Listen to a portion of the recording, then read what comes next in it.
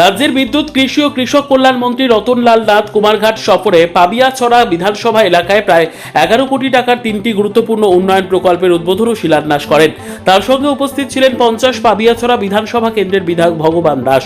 বেতছড়া বাজারে কৃষি দপ্তরের উদ্যোগে প্রায় 2 কোটি 20 লক্ষ টাকা ব্যয়ে নির্মিত আধুনিক রুরাল মার্কেটের উদ্বোধন করা হয়। এই বাজার চালু হওয়ায় এলাকার কৃষক, ক্ষুদ্র ব্যবসায়ী ও সাধারণ মানুষের বিপণন সুবিধা আরও উন্নত হবে বলে আশা প্রকাশ করা হয়। এরপর প্রায় 5 কোটি 97 লক্ষ টাকা ব্যয়ে নির্মিতব্য কুমারঘাট ইলেকট্রিক ডিভিশন অফিস ভবনের শিলান্যাস করেন মন্ত্রী। নতুন ভবন নির্মিত হলে বিদ্যুৎ পরিষেবা আরও আধুনিক, দ্রুত কার্যকর হবে বলে সংশ্লিষ্ট দপ্তরের অভিমত। এছাড়া প্রায় 2 কোটি 79 লক্ষ 36 হাজার টাকা ব্যয়ে নির্মিত আধুনিক deputy director horticulture and soil conservation অফিসের উদ্বোধন করা হয়। নতুন দপ্তর চালু হওয়ায় উদ্যান পালন ও মৃত্তিকা সংরক্ষণ সংক্রান্ত পরিষেবা সম্প্রসারিত হবে এবং কৃষকরা আরও সহজে সরকারি পরিষেবা ও প্রযুক্তিগত সহায়তা পাবেন। অনুষ্ঠানে বক্তব্য রাখতে গিয়ে মন্ত্রী রতনলাল নাথ বলেন, রাজ্য সরকার কৃষি, বিদ্যুৎ ও গ্রামীণ পরিকাঠামোর উন্নয়নে ধারাবাহিকভাবে কাজ করছে। উন্নত পরিকাঠামোর মাধ্যমে সাধারণ মানুষের জীবনযাত্রার মান উন্নয়ন এবং কৃষকদের স্বার্থ রক্ষাই সরকারের অন্যতম লক্ষ্য। অনুষ্ঠানে বিভিন্ন দপ্তরের আধিকারিক, জনপ্রতিনিধি, পঞ্চায়েত প্রতিনিধি ও স্থানীয় বাসিন্দারা উপস্থিত ছিলেন। সহযোগিতার জন্য একটি বাজার শেড তার শুভ উদ্বোধন হয়েছে। আমি যখন প্রথম গেলাম বেতছড়াতে আজকে সকালবেলা, সত্যি আমি অবাক হয়ে গিয়েছি।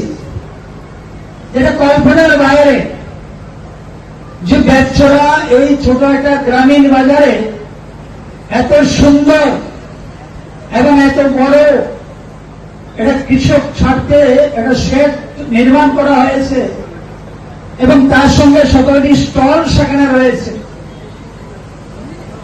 তো এই যে বিষয়গুলা যে আজকে আমাদের বেতছড়াকে কেন্দ্র করে, বেতছড়া বাজারের আশপাশে দুধপুর বলেন, পূর্ব কাঞ্চনবাড়ি বলেন, পূর্ব বেতছড়া বলেন, এই যে গ্রামের যে একটা সম্পর্ক রয়েছে, যারা কৃষক রয়েছেন তাদের উৎপাদিত ফসল সপ্তাহে 2 দিন বাজার জলের লাইন ছিল, তাও বাড়িতে না, রাস্তার লগে পাইপ থাকতো।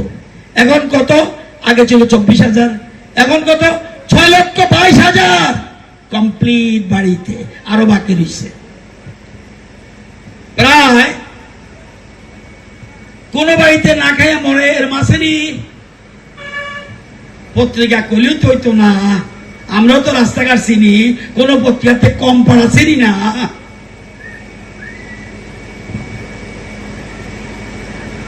খাবারের অভাব আছে, 2 বেলা খাইতে পারে না। হ্যাঁ, আমার ব্যাংকে 1 লাখ না থাকতে পারে, কিন্তু ভাত খেতে পারি না। এর মাসে